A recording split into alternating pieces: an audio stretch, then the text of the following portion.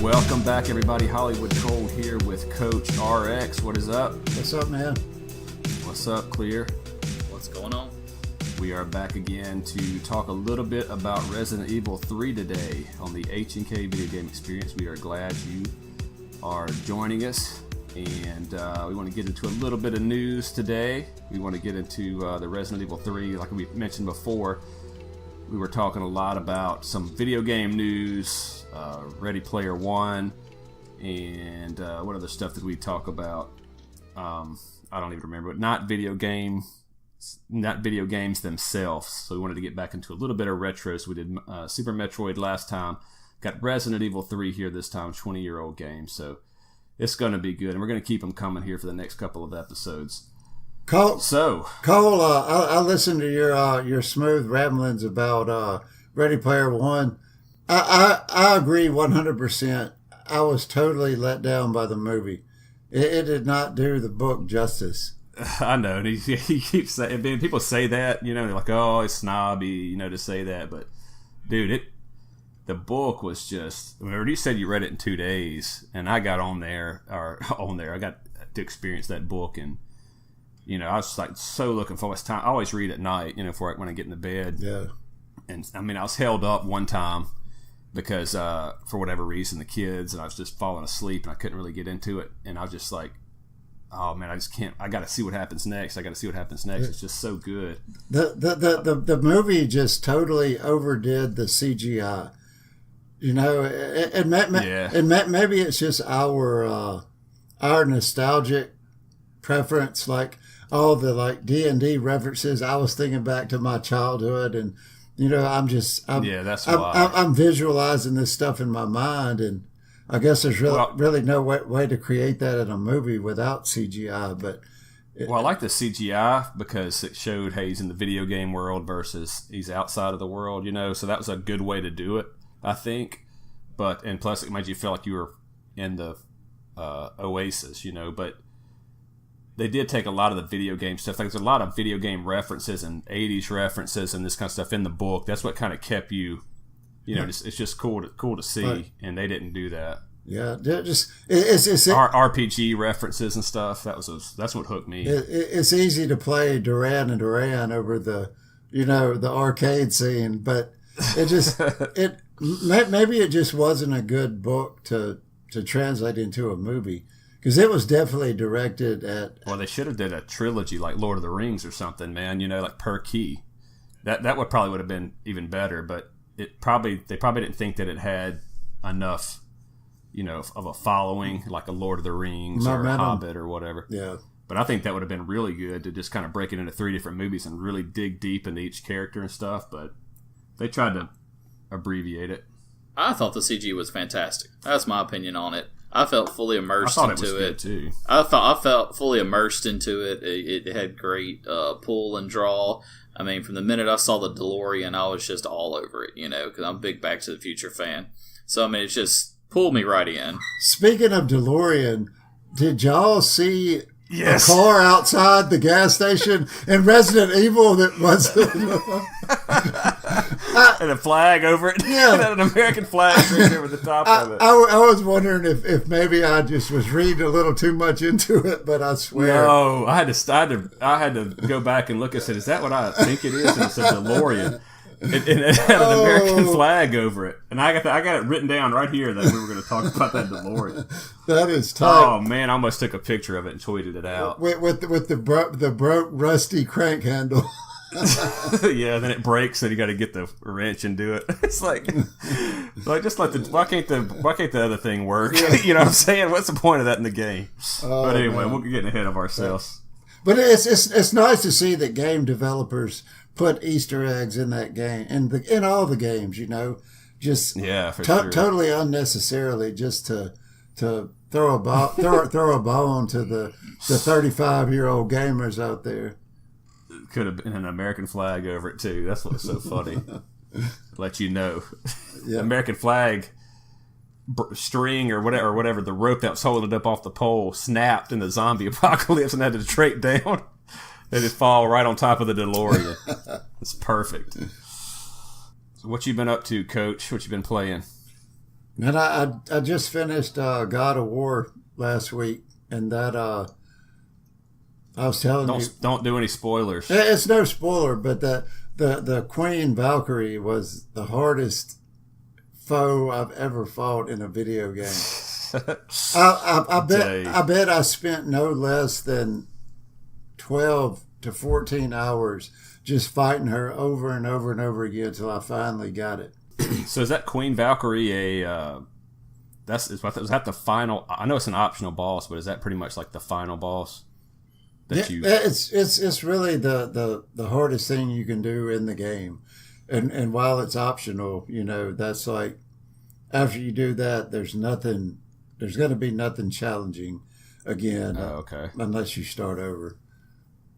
Yeah, I've played it, man. I've been loving that game, and you had mentioned it. I got off track with that one and got Horizon Zero Dawn.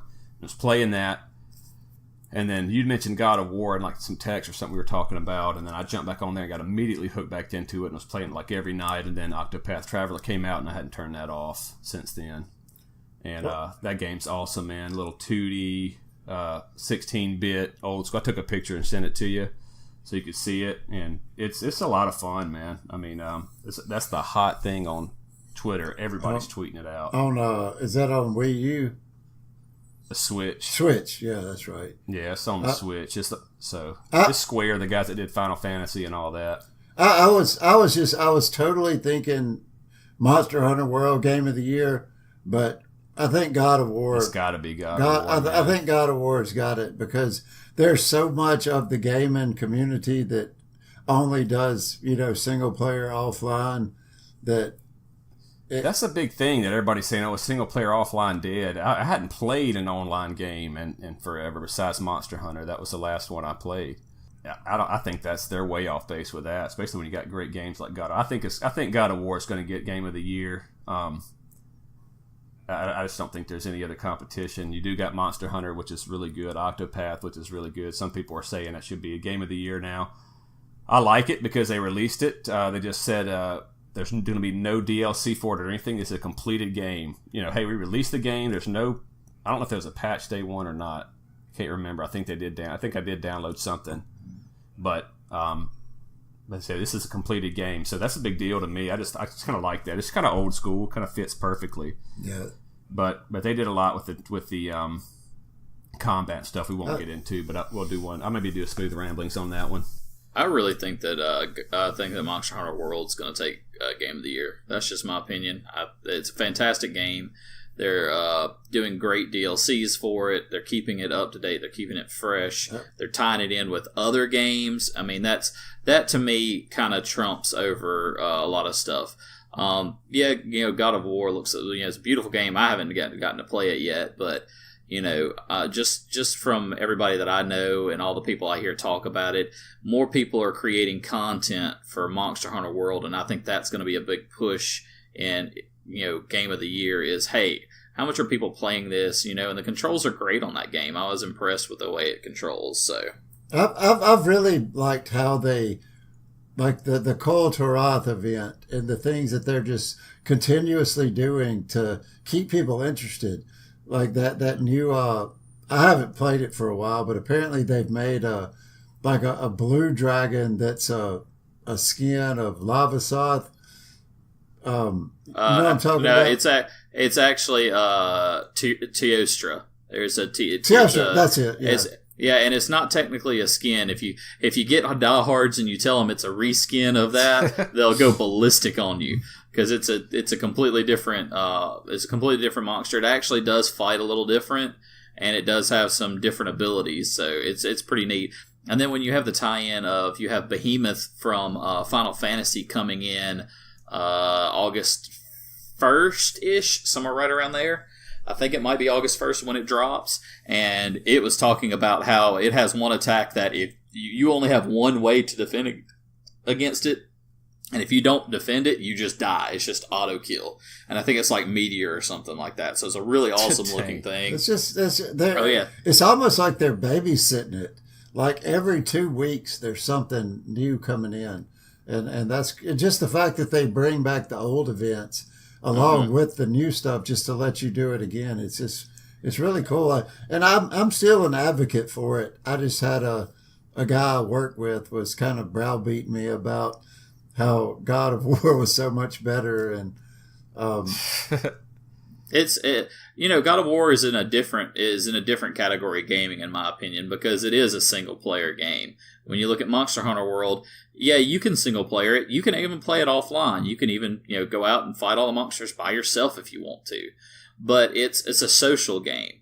And I really think that when they go look at Game of the Year, they don't need to really say, like, okay, this is the Game of the Year. I really think that they need to say this is the social Game of the Year, this is the single-player Game of the Year, this is the versus Game of the Year, and have a level of those. Because I really think that saying that this is the Game of the Year, you end up isolating certain genres, certain groups of people, and it's not a smart move just saying there's only one Game of the Year, because God of War, I probably won't play that until, the end of the year just because I don't have the time to play it. Well, let me ask you this. Did Monster Hunter World come out in time to win Game of the Year? It came out at the beginning of this year. It came out like January. Okay. Yeah. That was another argument this guy was bringing up, and I could have sworn it was well into January, but like January 20th, I think, is when it was drop date was. Cool. So, yeah, it's a great game. That's just my opinion right now, because it's basically my favorite game right now.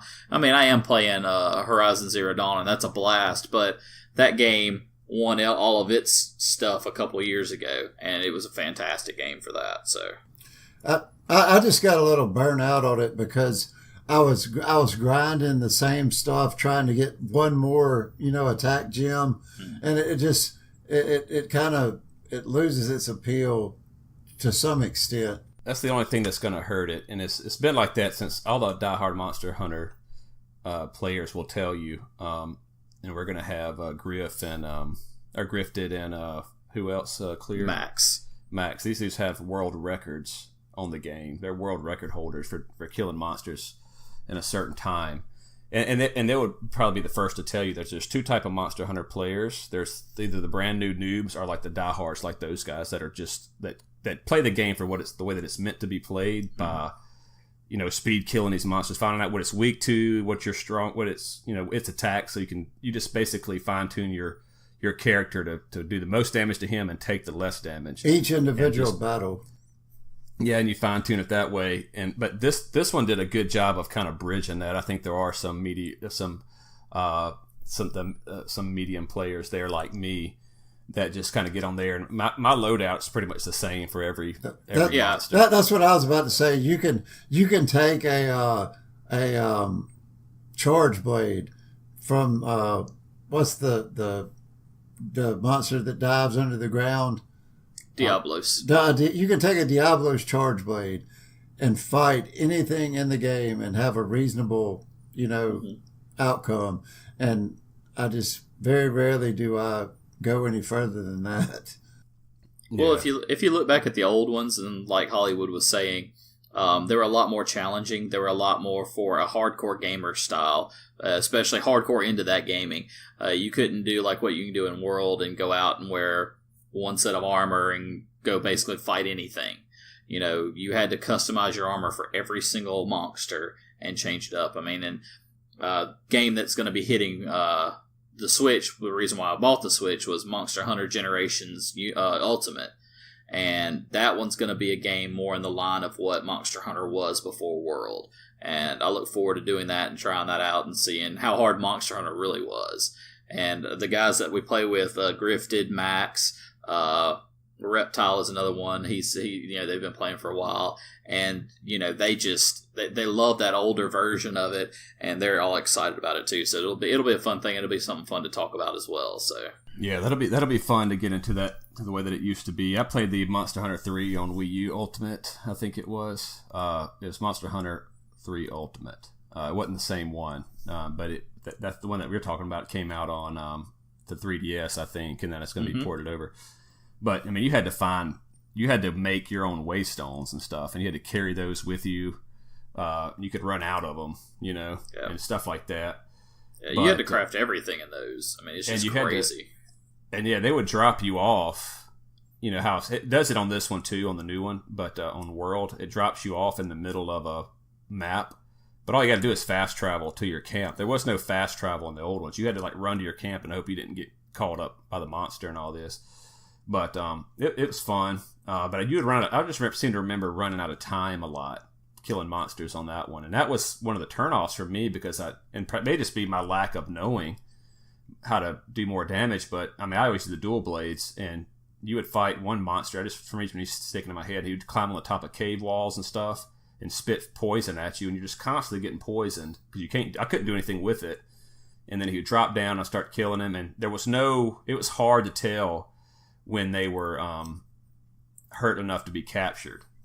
They would walk out away a certain way, but if they didn't try to run away, you just wouldn't know if they were. So you had the two traps like you do now, and you would trap them and not catch them, and you just wasted your two traps. That was the single thing that I found unique about Monster Hunter, was that there wasn't a hit point bar over the monster's head. Yeah, and no targeting. And talking about poisoning, like Rathian and who was the guy whose neck would swell up?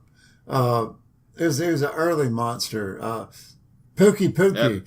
It's like it gets to the point to where you just naturally have 3 poison resistance when you fight them, so you don't have to deal with it. But early in the game, it's constantly a headache. Yeah. Well, I mean, and also too, I hate to bump up against you on that one, Hollywood, but you actually do have targeting in there. It's not the best targeting system, but you do have focus. So the new one, the new one does. Yeah, it'll Hunter to the Hunter World does. The old one did not. You had the Wii U version had a thing where you could push it and it would turn the camera toward the monster. Mm-hmm. But other than that, it was done. Yeah, in World they do. It's the first time they had actual pinpointing on a monster, because you can actually target the head, the neck, the tail, and whatnot. You know, you can target points like that on it. Yeah. So, but the nice thing about Generations, they call it Gen U, that's going to be coming out on the Switch here in about a month or so, is you'll actually be able to play online with your friends as well. So that'll bridge that gap a little bit, and you can play an older one and hopefully get some help through some of those hard parts, because I've heard there's some pretty crazy tough monsters on that one. What systems is that going to come out on? Just on Switch. Just on Switch. Yep. Switch is good, man. You got to get one because it's going to bring back, and I talked about it in the Switch one, Smooth Ramblings, but they're bringing back the first thing they're bringing back in September. I think it's I don't remember the exact number, 10 or 15 NES games, and you can play online those old school games. But it's like old school, like Icebreaker and stuff like that. They got Mario 3 and this kind of stuff. But I mean, it's just a matter of time. I'm willing to bet that it's going to be Super Nintendo games, N64 games that are all going to play online, like James Bond online or whatever, GoldenEye. But really, you know, that game didn't really age real well, so that's probably a poor example. But like Mario Kart 64, man, dude, those games would be so much fun online. Well, just playing 2-player Mario 3, I still think that's one of the greatest games ever. But just playing 2-player online, you know, with my girlfriend it's fun. Yeah. Well, then, and too, with the Switch, you've got so many games that are unique to it. I mean, Nintendo's reviving all their Mario stuff. You know, you're starting to have that come into the forefront. And then, too, with one of the games that I'm super excited about, Super Smash Brothers, when that one drops. That one's just that's one of my ultimate all-time favorite Nintendo games. You know, that's going to be a blast to play, and you're only going to be able to play it on Switch. Yeah. I'm going to end up getting that one just because of the hype train behind it, and I'll give it a try, and it'll be ride fun that train. I will. There's one thing, so we're kind of transitioning to news here because I wanted to talk about this too on the about the hype train. Somebody posted it on Twitter too, and I'm kind of with them on this one. Like, am I the only person? They're saying, like, according to my Twitch feed, I'm the only person not getting Spider-Man for the PlayStation 4. Like, there's a huge, like, everybody crazy. loves this. There's a whole PlayStation coming out. That's what he said. Spider-Man design. They're making a PS4 Pro that is completely red with a white Spider-Man logo on the top of it with a red controller with all white buttons. Looks really nice thing. But Spider-Man. They're jumping on it for Spider-Man. I didn't even know. I haven't even heard of it. I mean, it's like so it was one of Sony's. It was probably one of Sony's bigger games that they announced at E3, and they pushed a lot behind it. And I see why. It looks good. It looks really good, and it looks like it's going to be the best Spider-Man game ever. I've seen a lot of side-by-side comparisons of the old ones versus this one, and it just looks great. The mechanics look good. It looks like it's going to be a smooth and slick game. It follows Miles Morales around, the second Spider-Man, not Peter Parker, so that'll be a neat twist that you'll get to see that Spider-Man versus what we all know, Peter Parker. So... yeah, I mean, it's supposed to have, I don't know, I haven't done a lot of research with it. I'm not a huge Spider-Man fan, you've heard me say a bunch of times, but it's supposed to have the same just fighting mechanic as Arkham City. Those were great games. Those were, I mean, I didn't bite off on the hype about that either. And then people would come to work and they're like, hey, I was going to do X last night, but then I got Arkham City. And you're like, what? Man, everybody's just like going off about this game. So I think it was on, I think it was either for free or real cheap on Xbox Live one time on 360, and I got it, and I was just like, dude, this is a good game.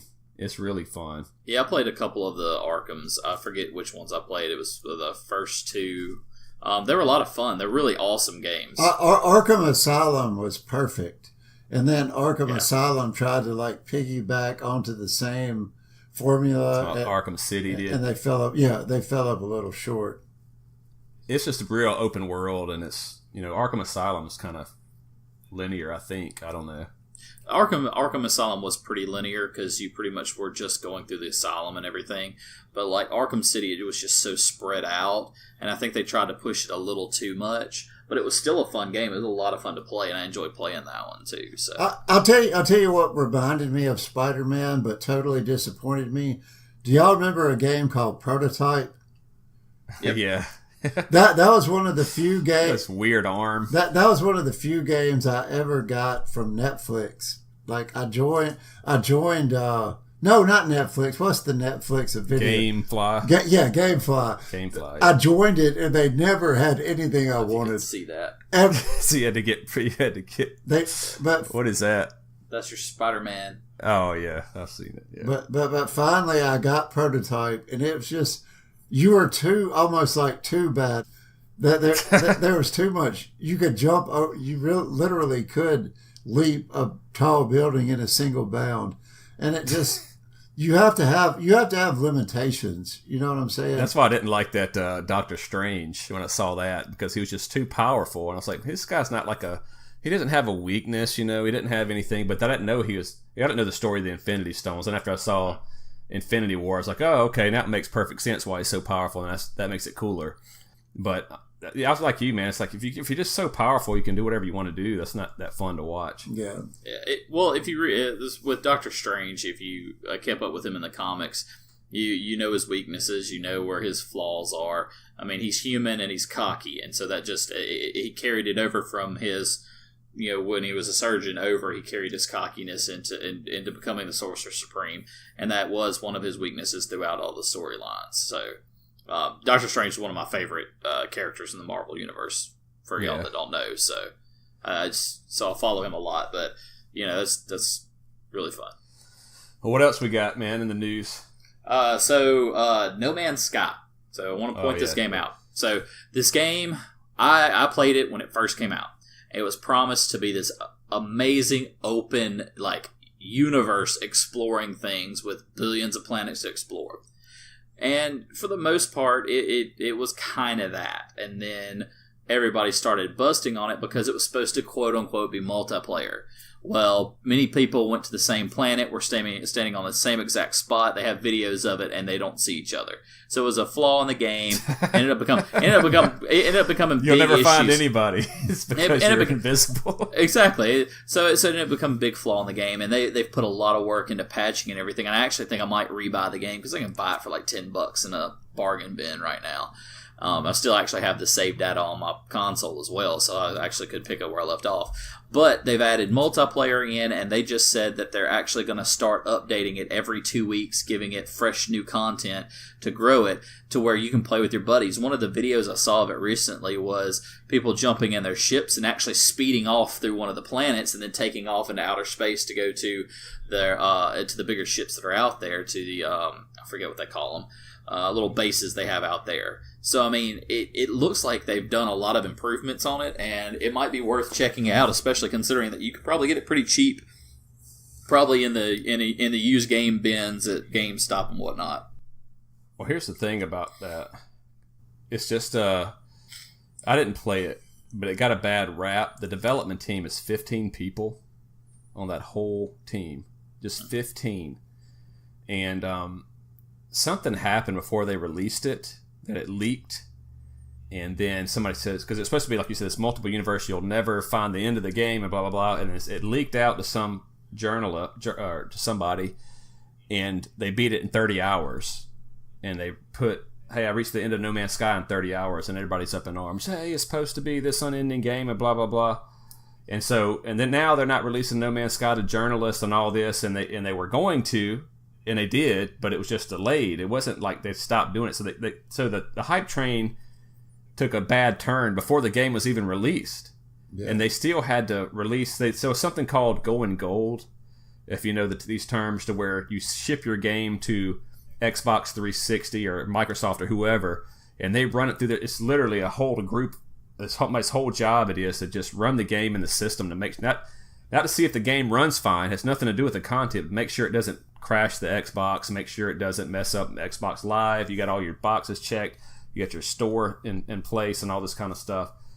And so they wait till they go gold before they start patching other things in it. And so between going gold and going out, it got leaked somehow, and they got demolished before and they're still releasing patches for it to make it the game that they promised it to be. And so it got run down that way. And so after knowing that and learning that kind of stuff, I'm with you. I think we may want to give this another shot and just really take it for what it is. I mean, if anybody believes that this is an endless game, a game of infinity, I mean, it's infinity planets and all this, which is just randomly generated. There's not like a lot of thought that went into it, each planet, to make it some type of strategic and cool item somewhere or whatever. It's just random. It's random, and it's just explore stuff and have fun. That's all it was meant to be, and they're finally getting to that. And I really think that, I really think I want to put it back in the PS4 and give it another spin and see how it goes. And I'd like y'all to jump on it and run with it, because I think it would be a fun game to play with. Because I mean, it's another one of those social games, and that's how it was kind of marketed at first. Was it's going to be a social game, and then of course it wasn't. So. I really think with all the changes they've done to it, I think it's worth to give it another go. Were you going to say something with it, Coach?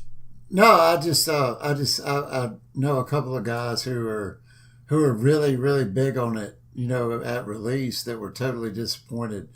But yeah, looking now, I mean that's essentially what you want in a game, is you want the ability to generate a perpetual cycle of random encounters, because then it never will end.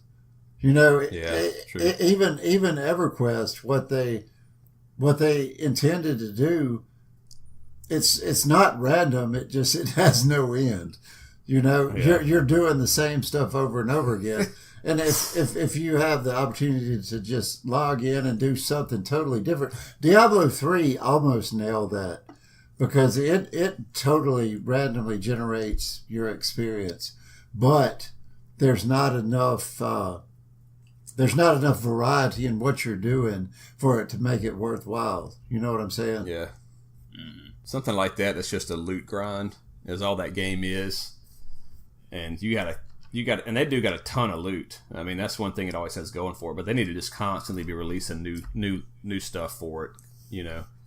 New loot that can drop. Maybe just drop a patch in there where you don't even know, hey, there's new loot here, but that's all it says, new loot. Well, they just sent that out. Awesome. There's a certain type of gamer that I am not, but you say you beat a game, you platinum a game, you've got a weapon that does, say, 75 damage. Well, the developers, they release this new weapon that does 76 damage. You immediately jump back on board, right. Do whatever they ask of you to get that new weapon, just because you want to be at the peak of the game at all times. You know what I'm saying? And it's like I get to... Well, they got those, what is it called? When you have to, I can't remember, I haven't played it in a long time, but you go to a world and you collect all the different, some objects to open up the gate to go fight at that level of the gate. So you're on... That's Diablo 3. Yeah. What's it called, though? The gate. The portal or whatever. I can't remember. But anyway, it doesn't matter. But you go there and you finish that one in a certain amount of time or kill all the enemies. Then next time you open it, you're on level 7. Or depending on how good you did, you could get on level 1. You crushed it. Now you're on level 7. And you start climbing up that thing to about, I think we're on like level 60 right now. But, that's how they keep score on that. And there's like seasons, that they restart every quarter or something. But, I mean, you release just new loot. Man, they're going to just to be a feeding frenzy on what kind of loot you can. But nothing else about it. Don't say, hey, we released this weapon that's out there, and this is what it's called, and, the Thunder Blade, and it does this. And you just kind of gave it away. Now everybody knows I'm not going to go run anything until I know I have this weapon. But if they think they got the best weapon, but there's actually some other legendary thing out there, they'll keep grinding. But That's a good idea if it was random or whatever and had new loot all constantly. But anyway, what else you got, man? Clear? Well, just funny because I'm scrolling through some of the news stuff here because I've been slacking on our Facebook page. I've been swamped at work and all the other stuff. So it's just so funny. A lot of likes too because of that. I see We've that. lost like 4 or 5 likes. I see that. Well, then quit unliking the page. I got to figure out who it was and message them. They're called greater rifts. Rifts. I'm sorry, I didn't mean to interrupt. No, you're fine. You're fine. But I just thought that was funny. We were talking about No Man's Sky, and it says 2 years later, this article here titled 2 years later, the hype for No Man's Sky is back. So, definitely check it out. The other bit of news, I had some. Let me see what I did with it. I know what I'm bringing up. So, I'm going to bring up the game that shall not be named on the podcast. Oh, gosh. I'm bringing it up for 2 quick reasons. One, it was kind of a little bit of a controversy, but Forsaken is dropping for it in September, and it's supposedly where Kate 6 dies. Well, the voice actor for Kate 6 has been doing it for a while. Nathan Fillion is actually not doing the voice acting for him in Forsaken. It's actually going to be Nathan Drake, the guy that does... Nathan Drake. No, not Nathan Drake. Nolan North. That's an epic name. That's the guy from Uncharted, I think. Yeah, Nathan Drake is the guy from Uncharted, which Nolan North voices him.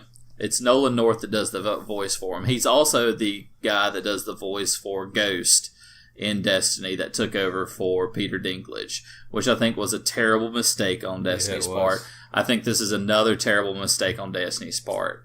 But something that is kind of piquing my interest a little bit that they just dropped to go back and play Destiny some is they dropped the Black Nail, Black Spindle in Destiny 2. So it's not called that. It's called the Eater of Worms or something like that. I forget exactly what it's called, but really nice looking gun. It looks like it's got the original Black Nail perk on it. Not the watered down Black Spindle perk. So, just two little tidbits there. There's a lot of stuff come out for that, and like I told you before we did this podcast, I was going to get into a lot of the Destiny 2 stuff, but I chose not to because we'll be on here all day. But anyway, Edgy as Thunder, she was on the EverQuest one with us 3 actually. She'll be back to talk about Destiny 2. They're fans of Destiny 2.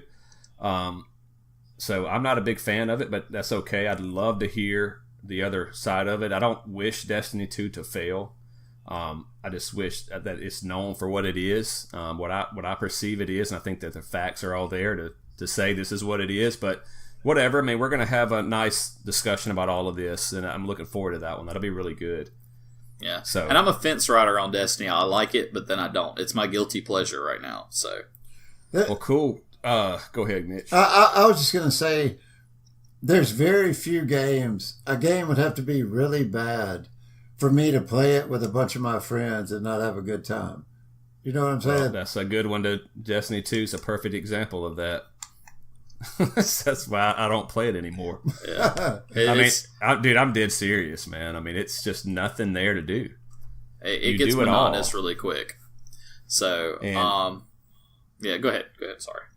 Yeah, it's like all four of us getting on GoldenEye and then just shooting the glass over and over. That's about as fun as it gets. Pretty much. Okay, let's go shoot this glass out. I'm going to shoot it with a pistol this time. All right, I'm going to shoot it with the F90. Whatever. It's just like, that's all it is. But anyway, man, we'll get into that later. So, before we move on to our next bit, I actually want to announce my contest for the Mega Man Pop. Okay. So before you start, there's 2 contests that we're going to be doing and announcing here. This is one of them, the Mega Man Pop that Kleer's running. Yep. And then, so the Mega Man Pop. So what we're going to do is for the contest is it's very simple. If you've listened to the podcast, you should know this. Should be an easy win for you.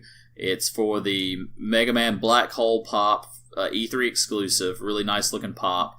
All you have to do is tell me what 2 genres of pops I collect. So just tell me the genre of pops I collect, and Mega Man can be yours. I'll mail them to you. On Facebook or whatever. Yeah, you can tell. Just send me a message on Facebook. Do it through the podcast. Just make sure you send a message so it's not right there on the front page. Just let me know, and I'll get that pop sent out to you, and we'll go from there. All right, so then the other contest we're doing is we've done one with the Super NES Mini before, so now we finally got one of the elusive NES Minis. So the old school re-release of the NES Mini is out. This one we want to make sure that we ship this to one of our listeners. So the way that this one's going to work is that we are going to release a secret word for every podcast that we do from here on until the podcast ends. And we don't know how long it's going to run, maybe 4 weeks, something like that, maybe a month or 2. The other one we ran 2.5 months, probably something around that time. So we release a secret word. So all you have to do is like us on anyone, like the podcast channel. So is it HKXP EXP on the Facebook? HnK EXP. Okay, so HnK EXP on Facebook. All right. So or Twitter or Instagram. So or on the Podbean app. So all these links are in our description. Okay, so Facebook, Twitter, and Instagram or Podbean. Not our personal pages, not our HolliwoodKole Twitters or whatever, our Kleerfyre Twitters, but the page. Like it, okay? So but that's going to do a lot for you. So all you do is once you find the secret word, which I'm going to announce in a minute, you send it to us in a message there. That gives you 1 vote. Any likes that you already have or you do, you get times 2 that. So if you like the Facebook page, you'll get times 2. So 1 times 2 is 2. You like the Twitter, then it's times 2 again. So now you're at 4, and so on and so forth. So you get more and more votes the more that you like us on.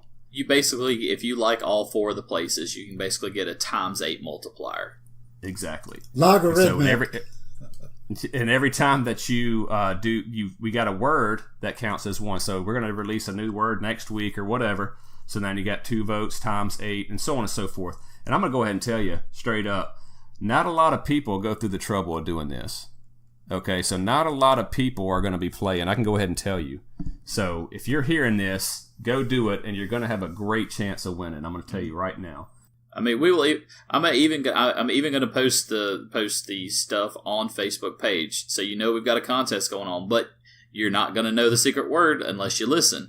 You can have all the likes you want, but you're still going to have 0 entries. You've got to have at least 1 entry to get any votes.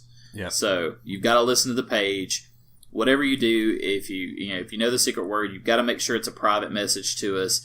please don't post it on our page. If you do post it on our page, we will delete it off the page, so that way it's not up there for everybody to see. Negative times. So just make sure you do a message to us. If you want to message either me or Hollywood personally with it, you can. Just please make sure it's a message. Make sure it's not a post on our pages.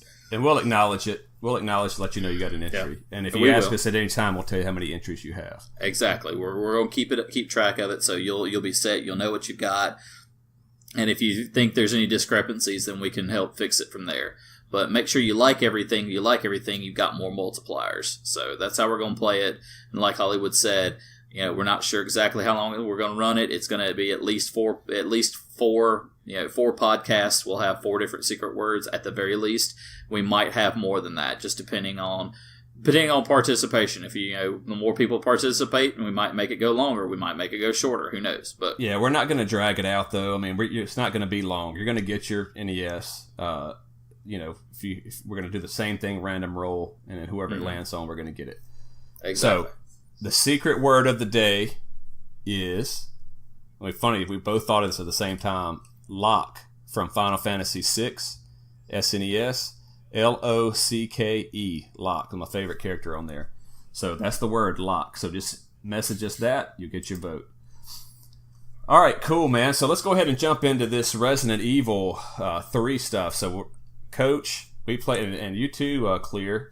I don't know if you were around at Jones at the time, but the Iceman. So before I get into Iceman, Stars. yeah. Resident Evil 2, I played that one. I got it for Christmas or something. It was all hyped up in like Game Pro or something, and I got it. Loved the game. Phenomenal game. 2-disc game. One's Leon, one's Claire. You play through Leon, and you think, hey, I'm done. You put in Claire's disc, and you pick up you play Claire's point of view of that. And what you've done with Leon will carry over to Claire, or vice versa. You don't have to play any particular one first. What you do, you finish both of theirs. And the biggest surprise of all, I think it was probably 6 to 8 months after I'd already finished the game, that I found out that, man, you can kind of pick up. There's a whole nother B story for each one of these characters, and it was phenomenal. A completely different story. That's brilliant game design. It's awesome. And so Resident Evil 3 was supposed to be basically a 2.5 for the Resident Evil series. And from my understanding, they were doing tons of Resident Evils at this time. They were making a bunch of them and dedicated X amount of people to Resident Evil 2.5. That the real Resident Evil 3 got delayed, and it never came out.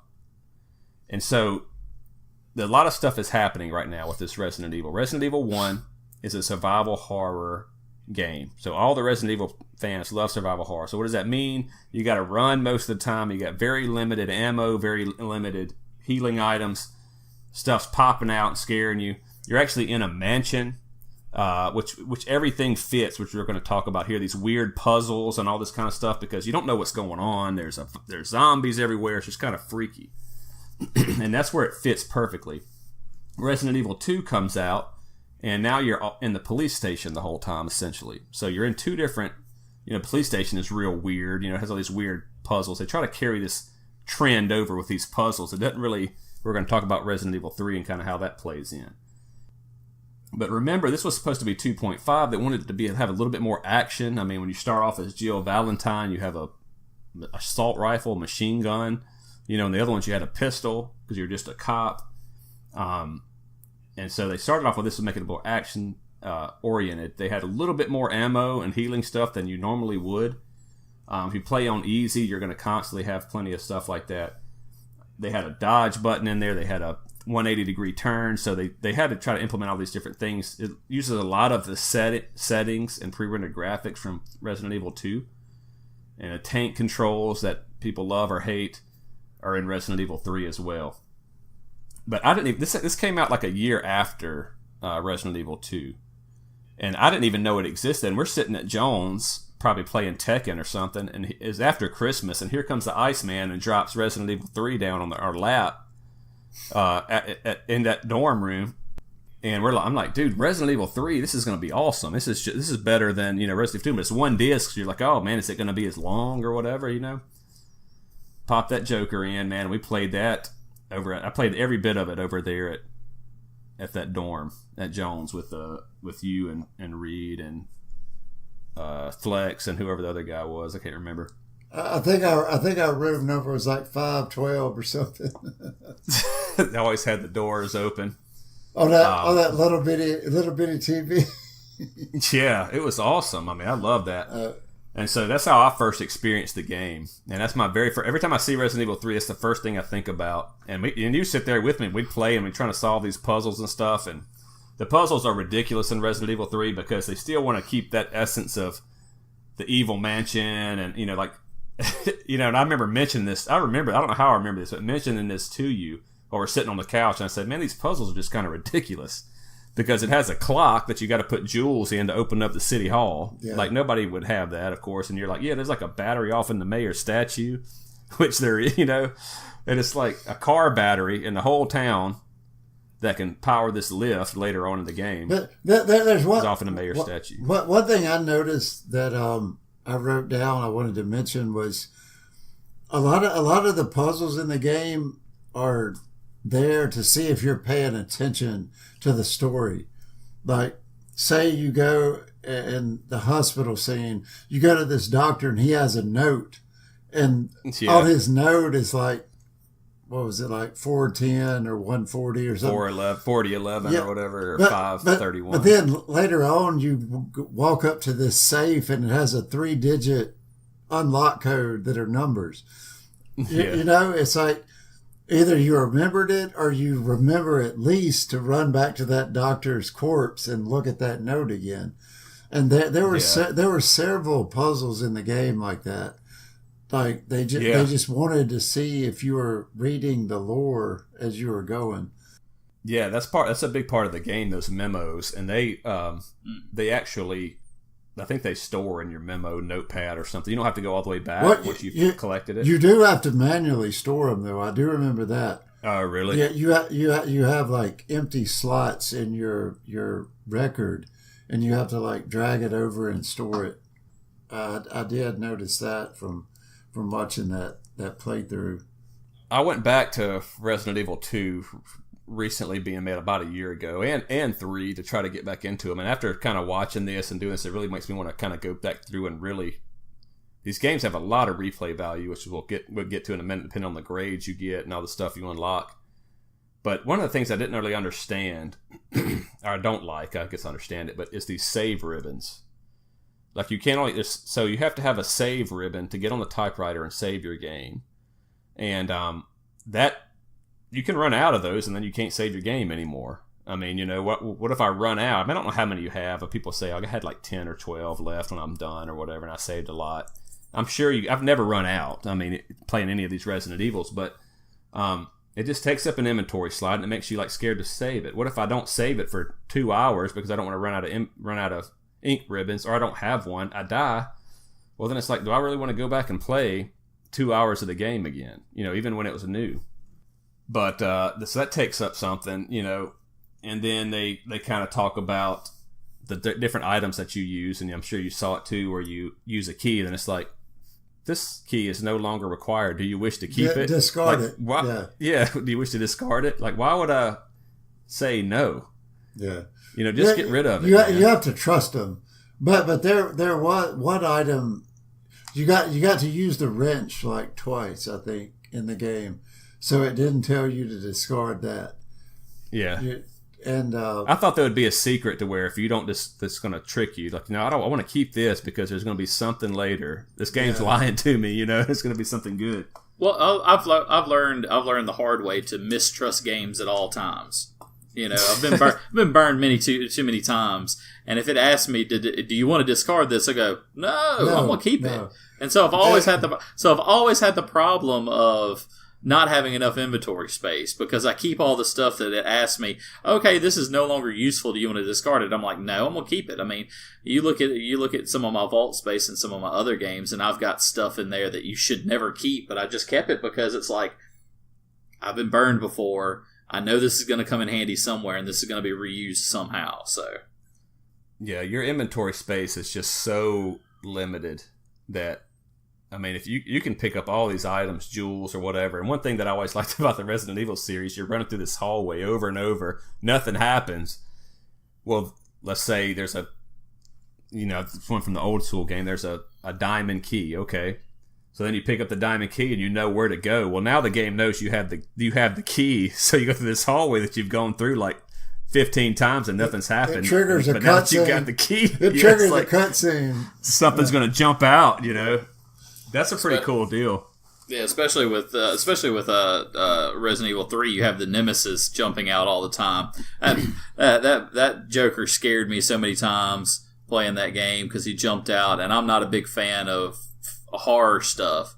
So it would always trip me out and scare me and everything. And I remember a lot of the times with the game, as I didn't play it, I was watching Hollywood play it because I was like, dude, play this game for me. I don't want to play it because it creeps me out, but I want to play it. So, I want to be able to watch it. So I always ran from the Nemesis, but I do remember at one point in the game, whenever you meet up with Carlos the first time, and he gives you that. It looks like an Alice shoulder, and it bumps your inventory up by 2. Yeah, that's a big deal. So you say you can carry 2 extra herbs or two extra gunpowders. Now I can carry two of those extra worthless keys. I wrote this down too because I know y'all can relate to it. But one thing I don't remember a game prior to this doing was y'all know every game usually limits how much of a certain item you can carry. Like ammo, healing potions, etc., etc. But they let you carry the components to combine to make the items. You know what I'm saying? And that's one of the big things I remember about Monster Hunter was you carried your max amount of items, but you also carried the components to make more if you needed them in the field. Like your traps and whatnot. Yeah. Yeah, this game introduced, as Kleer was talking about, the Nemesis system and what you're talking about, Coach, is the making of the weaponry, the gunpowder and stuff. You can make freeze rounds, acid rounds, pistol ammo plus, shotgun shells, whatever. I mean, you can make all your different stuff, and you get to choose kind of how you want to play the game. And if you like using the shotgun or the pistols or whatever, you can get plenty of ammo for that. But I remember playing this at like we were talking about at Jones, and we never ran from the Nemesis. We always fought the Nemesis, and because I didn't know you could just. I always remember fighting him, just thinking, oh, here he is again. We got to fight him. Well, he drops every time you kill him. He drops certain things. Like the first 2 times you kill him, he drops like the best pistol in the game. Weapon components. He drops. I never got that weapon. Like the Eagle pistol. I wrote it down. It's an Eagle 6.0. And I never got it because I never thought you could kill him. Like the zombies, you shoot them like 6 times, they fall down, they get back up, you shoot them a couple more times, they're dead. Well, you could empty 2 clips into the Nemesis and he's not dead.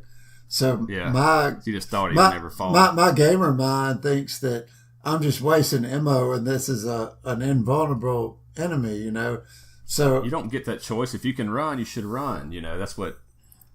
But in the Nemesis, it's really cool when you run from him because it's kind of freaky. And he runs. He'll charge you, and they got it set up so perfectly, so technically coordinated.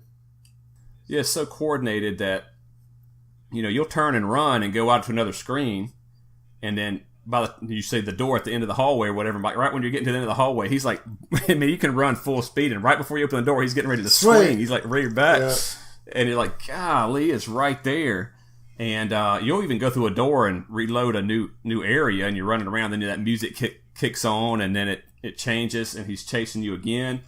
I mean, that's the whole game. His whole purpose is to kill STARS members. There was some part of the game that it really encourages you to replay it because I remember like very vividly watching that playthrough, the like scare scenes, like where the dogs would come out or the birds would come out or zombies would jump through the window. I knew exactly where they were.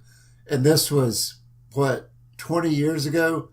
Yeah. There was some part of the game like it was the early stages of what we now consider platinum. Like, for some reason, we played that game over and over and over again, trying to do something. Oh, yeah. You know what I'm saying? And I just can't put my finger on what it was. Like challenges or something, maybe? Well, no, so you got a grade at the end of the game. And so you got an A, B, C, or S. A, B, C, D, E, or whatever. And so depending on what you got, and it unlocked a new game at the end of it, Mercenaries. And so you could play that Mercenaries game, get money to buy infinite weapons, infinite ammo weapons in the real game to go back and play it again. Maybe that's what it was. And so, but you only get that grade, and like S is a rank that's elusive to like even the hardcore players. They don't really know how to get that. That's the Japanese A plus S. Yes, like some people are saying it only exists in a Japanese game, but some people are saying no. You have to run through. You can only use a pistol or a knife. No heals or saves. These guys were beating it with no saves or no heals in less than 2 hours, and we're still not getting an S. So. And I can't find anything online. Maybe it doesn't exist, but people are claiming they can do it.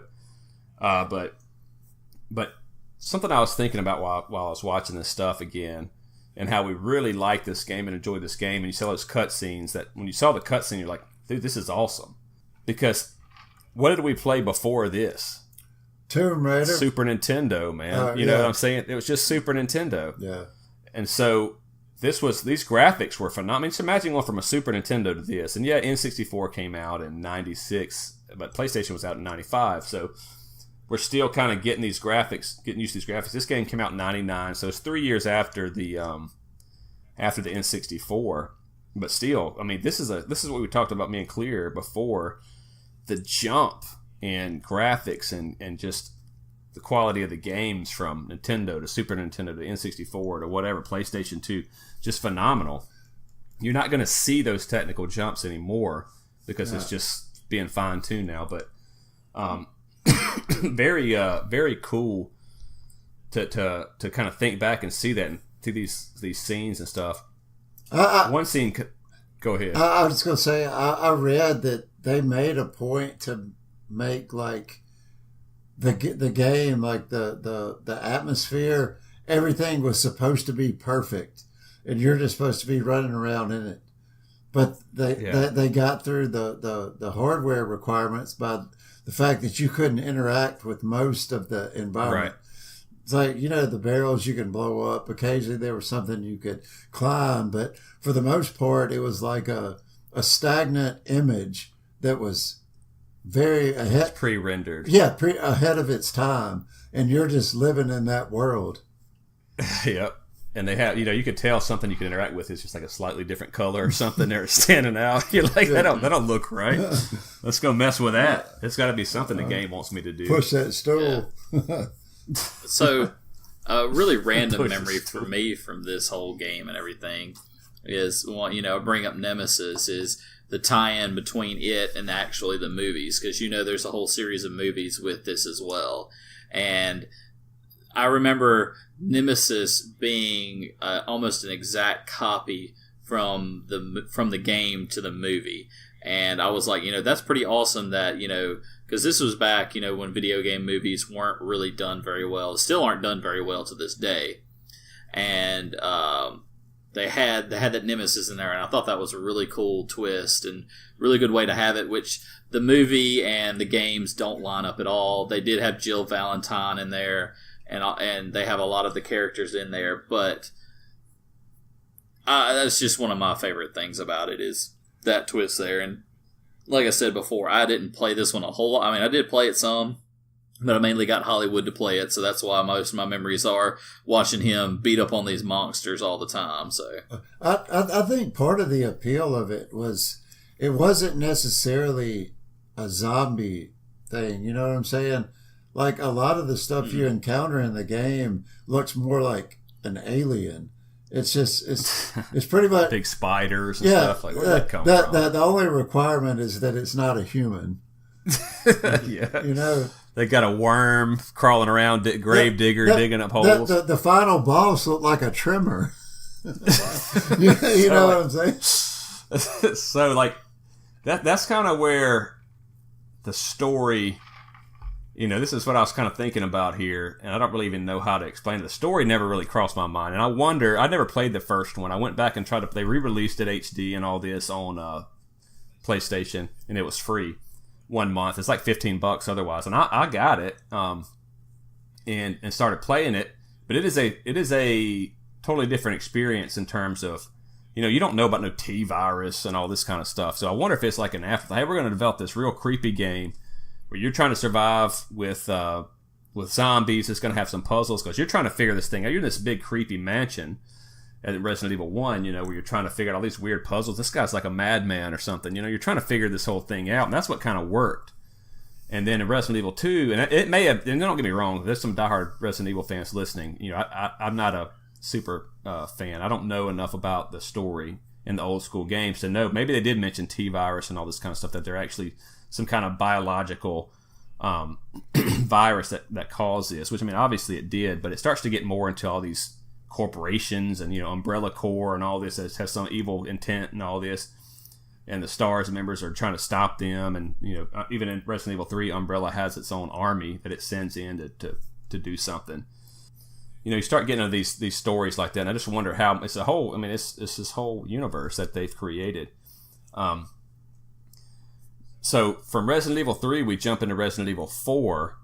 And that's where, I own like it's a metal case for it. It's like a collector's edition. It has a picture of Ada Wong in there. It's like a collector's picture or whatever. It looks really cool for PlayStation 2. And a lot of diehard Resident Evil fans do not like Resident Evil 4. That's the divide. The divide between what is the best. Yeah, exactly. That's kind of what I found just by generic, just a Google, feeling it out, that you've got the Resident Evil 3 fans are our age that appreciate that nostalgia, and then the Resident Evil 4 fans probably start, in the next generation, because they changed the mechanics of the game. They it's over the shoulder. It's a lot actiony. It's not it's more like scary at all. It's more like Doom than it is like that's a good way to put it. Third person shooter that we're accustomed to.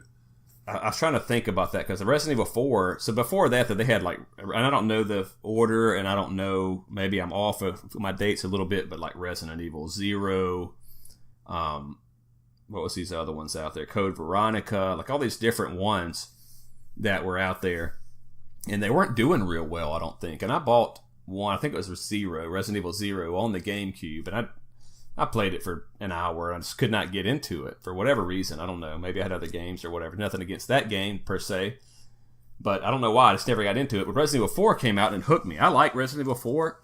I enjoyed playing Resident Evil 5 too because you could play it online. And me and Revelations played that all the way through. And I bought Resident Evil 6. It was on sale, and that got a lot of hate. But I actually enjoyed it. I didn't finish it. I probably played 8 to 10 hours of it. And I enjoyed it, but I try to see it from the perspective that the Resident Evil guys see it. It's if this was a Final Fantasy game, and like, hey, they're Final Fantasy 2 and 3 and 7 and kind of how they've always done it, and then we go to 13, a completely different game. Yeah. And if they kept going off with a 13 tangent, I'd be like, this is not even a Final Fantasy game, this is something completely different. Why didn't y'all just change the title altogether? Exactly. So that's what I'm sure that's what they're thinking. So that's what they did with Resident Evil 7. They said, you want hard, then we're going to bring it back. And they brought that game back hard. And I thought it was real scary. And I just watched playthroughs on it. And people won't even play it in VR, but it's pretty crazy. So one thing I noticed about this game, man, I was just looking because it kind of stood out. There was a girl zombie like right at the beginning of the game. Mm-hmm. And I don't even remember any of the girl zombies, like there being girl zombies. There's like one at the beginning of the game, and like that's it for a long time. She looks just like a human, like a normal person. Yeah, I got like a skirt and everything. And there's only 10 girl zombies that I counted in the whole game. So but it kind of fits because Raccoon City, where it takes place, is probably like a very noble city. And they knew as soon as this outbreak happened, they like got all the women and children out because there's no children zombies, and there's only a few girl zombies, so they got all of them out. So that's like a story that's you just got to kind of that makes sense. Well, yeah, that's all that happened. Listen to this. I was doing some research because I never got any enhanced ammo because I didn't know it existed. You have to do 8 combines of ammo before it gives you the gunpowder and the reloading kit before you get the opportunity to do advanced ammo. Well, there's only 21 jars of gunpowder A in the game and 15 of gunpowder B in the entire game. Wow. And that's like, well, they're saying it's random, man. I mean, I've heard it's random. Like, well, I mean, it's only going to be the max amount like that. But even so, it may just be people playing it on hard and easy. But I just have more faith in that people that know what they're talking about this game. I've heard other people talk about when there's one part where you go down. Let's see, where it's kind of in this where you got to synthesize. It's not Carlos. Maybe it is. I don't know the exact part, but it's some part later on in the game to where you go down, you open this thing, and they have either 2 A's and 2 B's. They have 2 A's and 2 B's, or nothing, and it's a 50-50 chance that it's going to have that. And so they'll talk about that too, like where you go down a hallway and have 3 zombies there, you die, restart, and go down, then it'll be like dogs there. It changes. Yeah. Well, that's one of the things about the items in this game that kind of threw me for a loop was the first time you go to that gas station with the rusty crank, and you try to open that door and it breaks, and you're like, oh. I lost my item and I didn't progress the game. That's kind of counterintuitive to the way we've grown up playing video games.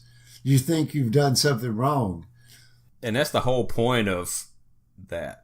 You know what I'm saying? It's got to be, what other point would it be other than just make you think, oh, either I messed up or... Yeah. I mean, why would that even be in the game? Hey, here's an item you use. Psych. You gotta use something else. Right. It's like, and I guess you have to use that first and then the wrench because it breaks off or whatever. Yeah. So that's maybe their way to make sure you have the wrench before you move on. And that just goes back to another point. The amount of backtracking in this game was something new to me. Like, as a general rule in a game, you're always progressing forward. But in this game, it always seemed like you would take 2 steps forward and 1 step back. You're constantly going back to, you get an item that you have to go back to use to progress. You know what I'm saying? What did you say? 99? It was almost, it came out in 99. Almost a totally new concept at the time to do that. You're constantly walking around picking up items, but you don't know what they're for. And then you get to the subway and you need an electric cable. It's like, oh, I either remember picking that up or I don't remember picking it up. Yeah. But it's every item had a purpose. Yeah, so you would always pick it up. You would never, if you had inventory space. But if you don't know the progression of what you need first, you're going to run out of inventory space. And it's like, oh, do you want to pick up this blue gem? And you're like, yeah, but I can't. I don't have any inventory. Yeah. So you got to just remember where it is and then go dump some stuff in the box where you save it in the save room, because all those boxes are you put it in one box, it'll be in every box, and go back and get it. So like you said, if you run up on something, so we need a blue cable, you either have it in the box or you don't, but you're carrying stuff that you think you need. I mean, if you find a blue cable and nothing else, you're like, okay, well, I gotta use this blue cable somewhere. And so you're just running around trying to figure out where you need to use it. If you picked up a ton, and this happens all the time in these Resident Evils, you pick up a ton of stuff and you might pick up, Resident Evil 2 had this, I know, where you could pick up some stuff you didn't need for a while, and you could really just leave it there and come back and get it later if you knew the game. But just pick it up and put it in your box, so that way I don't need it. But you try to keep your ink ribbons in your box so that when you find us, because it's kind of the box and the little typewriter are almost in the same room. I don't remember on Resident Evil 3 particularly where they're not, but in Resident Evil 2 there was a couple to where they just had a typewriter there and no box. And it's like, dude, why would you do that, man? Because now I either got to pick, and I think they had ink ribbons there, I got to pick up these ink ribbons and waste my inventory space just to save it, or don't save. Like why do you make that part of the challenge? Of saving the game as part of the challenge of the game. And I think you got to save every time you come to that typewriter. You got to save. Yeah, because you're about to run into something. That's just the modern evolution of gaming. Is if you have the opportunity to save, something's about to go down. You know what I'm saying? Always. And that's what in God of War. It was it kills all your HP and MP, then you know something's about to happen. It was very useful. A quick save is very, very useful. But it also takes something away from the game, too. Because you knew in Resident Evil, you were constantly progressing toward a place you could save. You know what I'm saying? Like, if you know there's a save point ahead, you'll go balls to the wall on this nemesis with grenade launcher. You'll use every single one of your rounds just to get to that save point. But if you know you can just quick save here and just do whatever you want to, it changes the way you play the game. Well, I like the quick save option that they've kind of figured out a way to get around it to where the quick save, it's not a real save. In other words, you load it up, you're right there. You can't restart the game. That quick save is going to go away. That's just for you to use if you have to get off the game for whatever reason real quick to go do whatever.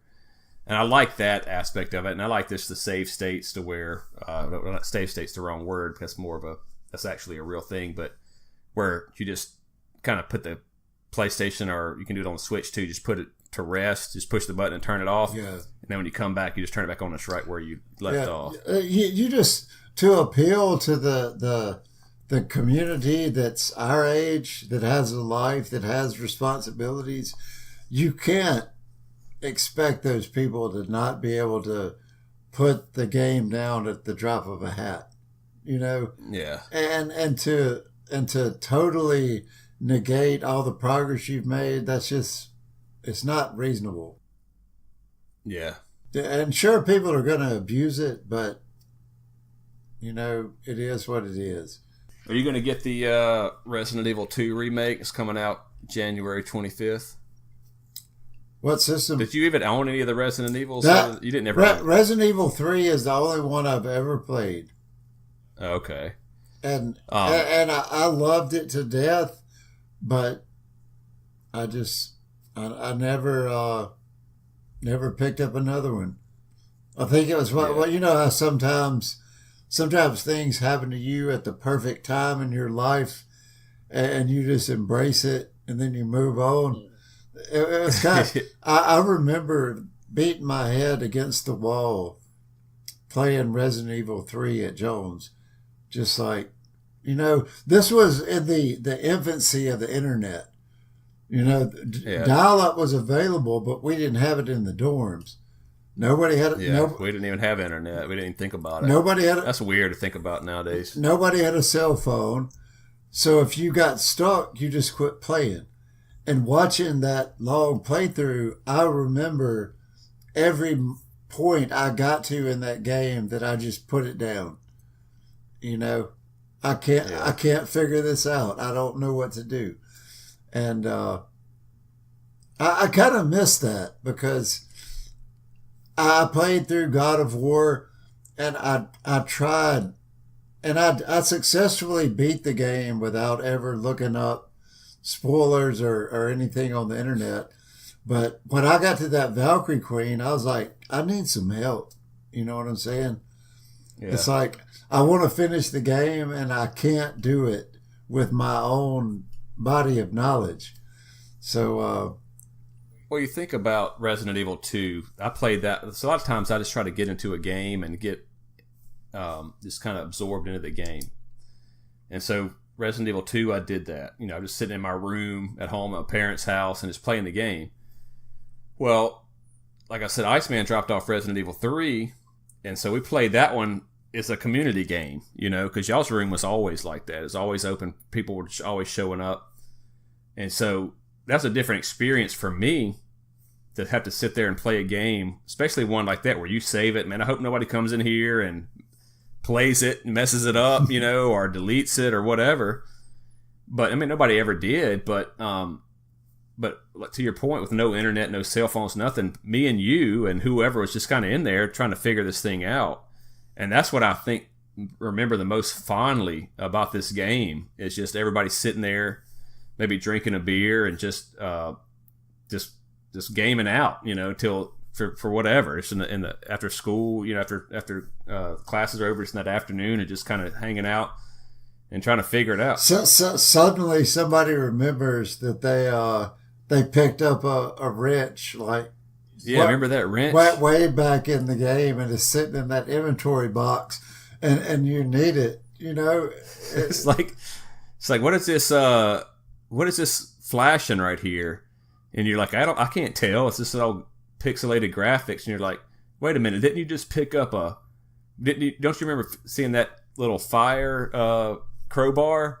And you look around the environment. Hey, there's like some fireman stuff hanging there, you know. Like, so that's what you got to use, you know. That's how you had to figure this stuff out. And that's essentially what's going on now. Just it's on a much larger scale.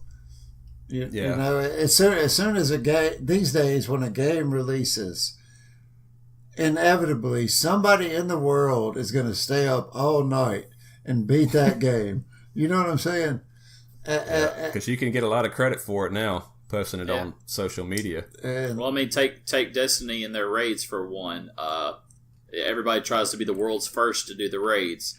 You know, that's a big deal. Yep. I mean, Bungie posts that. You know, whatever group beats it, they post it on their pages all over, blast them out, saying these 6 guys, you know, 6 gamers are the world's first. I mean, that's a big thing to have that notary, and with the with internet now, you get all that. I mean, look at Fortnite with the guy Ninja that plays all the time. He's got all that notoriety for playing the game. And if that's something you have a whole lot of stock in, you know, that's that's big time. Like figuring it out with my friends. They don't have that anymore. And like you said, man, we're all grown up now, families and jobs and responsibilities. So you don't really get to sit down on the couch, you know, and play video games. It's just kind of funny. Sometimes you think about, hey, you know, I got 3 kids, you know, over here, wife, and they get off work, and I have Coach come over, and we just sit here and play video games all day until dinner. And they say, hey, you got to go home, man. You can't stay for dinner this night. It's just so weird. It's like we're kids, you know. But you know, that don't happen now. It's just a different medium of entertainment. You know, it's like, say, 20, 30 years ago, our dads would get together and watch Monday Night Football. Now we get together and play video games. And it's somewhere along the lines, it got a bad rap. Like, somehow people that play video games are, you know, not productive citizens. But it's just how is it any different? I like to think that I'm more engaged playing video games than I am watching Friends reruns. You know what I'm saying? Well, of course, but that's what you got to hear. That last Smooth Ramblings I did with Nick Themianos.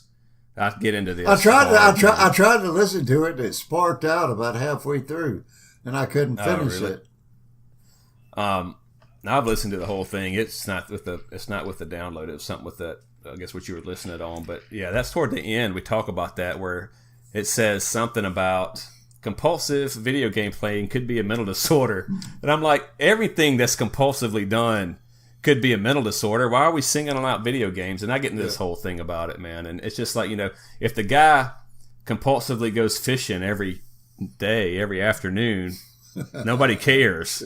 But if he plays video games 2 hours, something's wrong with him. Yeah. So just let's check that out, and you'll hear all about it. Somebody wrote an article about it. But maybe I need to download it instead of trying to stream it. Cause it could have been what were you streaming it off of? Podbean, like I think. Spotify or Podbean. I think so. Well, anyway, Resident Evil 3, guys. If you want to play it, it's available on PlayStation, Dreamcast, Windows, and GameCube.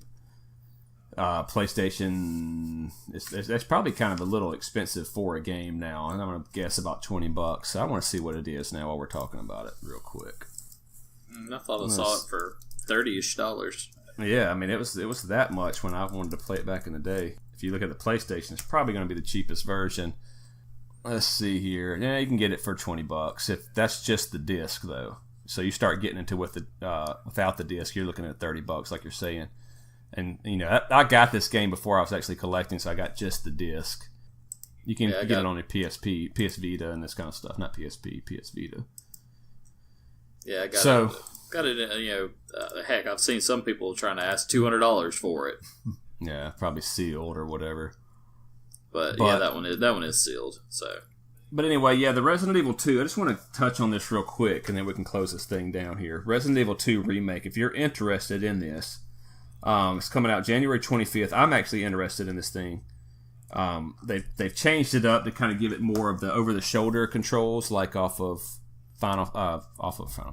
Resident Evil 4, and so and Resident Evil 5 and 6. So that's kind of their new thing to make it better controlled. One thing I do like is they make it now where you pull your gun up, you have the reticle, and then it starts to shrink to make it more accurate. You know what I'm talking about? If you kind of sit still, it shrinks down. Yeah. And that's supposed to be really cool. Actually, people think they don't like it, but it actually makes it more, more intense, more rewarding when you get a headshot, and so on and so forth. But supposedly they've taken more enemies out and made it more horror driven. They don't do the 2 stories that cross over now. They do have the 2 stories in there, but it's like 2 separate stories, they're saying. So it's going to be pretty good, man. I'm excited about it. I just want to see how good it's going to tie into the original one. And from what I read, it's a full-blown remake. It's not just a remaster. It's a full-blown remake. Yeah. That's what I'm saying, yeah. So make sure that when you go into it, don't think of it, I'm getting to replay Resident Evil 2. No, it's a full-blown remake of Resident Evil 2, kind of like what the remake of Final Fantasy 7 maybe will be one day, That was one of the things I wrote down that was an issue worth addressing, was how often in Resident Evil 3 you were shooting and you couldn't see what you were shooting at. Yep. You know what I'm saying? It was off the screen because of how the camera snapped around behind you. Yep. And you just you knew it was there, but you couldn't see it. But the game still registers it too. That's what's crazy. You can still shoot stuff off screen or blow up stuff off screen and kill it. But it kind of took away from your what would I call it? Your input into the game, that you're standing in the general direction of something and killing it. But that was back in the day. That was just kind of the thing, especially with the Resident Evil. You knew that was the thing. All these dogs are coming. They're coming from that direction. Just start firing off, popping off in that direction. But and look at that. The game that immediately comes to mind is Shadows of the Empire on N64. Yes. And so you're running around with your control stick, and that moves you and everything. And it's just so awkward the way the game kind of controls. But man, you just look at anywhere, and your dude will shoot, everywhere, up, down, left, and it's going to hit the enemy. It's just guesses where you're trying to shoot, and it'll shoot the enemy from anywhere. It is. You like to feel like you have more input, more control. Whatever game it is you're playing. I think that's part of the appeal of Monster Hunter, is rather than just hitting an attack button, you're directing your weapon toward a specific, almost as if you were swinging it yourself.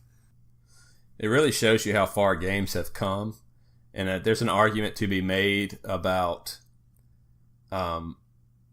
is the difficulty part of, the fun factor. In other words, does the challenge make the game, because you have to dedicate enough time to it or whatever. Because these games now, you're going to finish a game. And if you buy a game, you're going to finish it eventually. And maybe Dark Souls and these kind of things are kind of coming back and they're a little bit different now. But, Resident Evil 6, you'll finish the game. It's, you'll that's a 360 game. But God of War, you'll finish the game. You can go through the story pretty easily and miss all the extra stuff. So they've kind of redesigned this whole thing. Instead of just sometimes you get it, and if you're not good enough, if you don't play it enough, you're not going to finish it.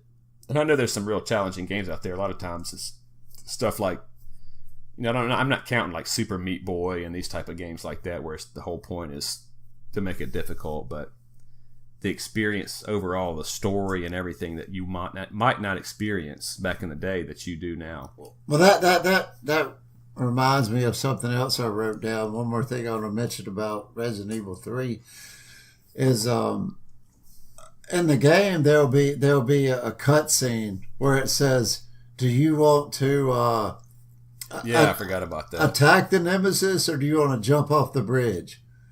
And nowadays every game seems to be like you have to press X really fast, press Y really fast, press triangle really fast, press circle really fast. And if you fail, you just do it all over again. You know what I'm saying?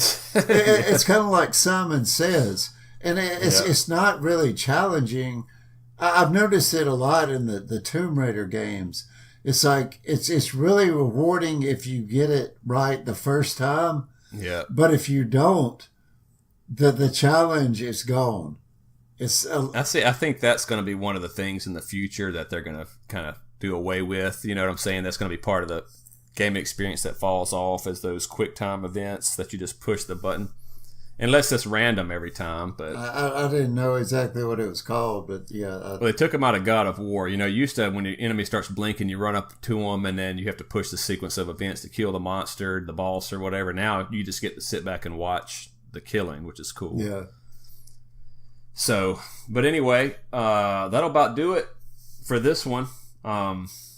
Resident Evil 3. Overall, I think it was a pretty good game. I really like the Resident Evil series. And I kind of like the new ones too, so don't hate me if you're an old school. I started mine with Resident Evil 2, and so that's kind of where I started this deal. I'll definitely check out that remake. Yeah, I think it'll be pretty good, man. I think it'll be a good one. Yeah. Clear, closing thoughts? Just remember, guys, we got the two contests going on. One for the NES Mini, one for the Pop.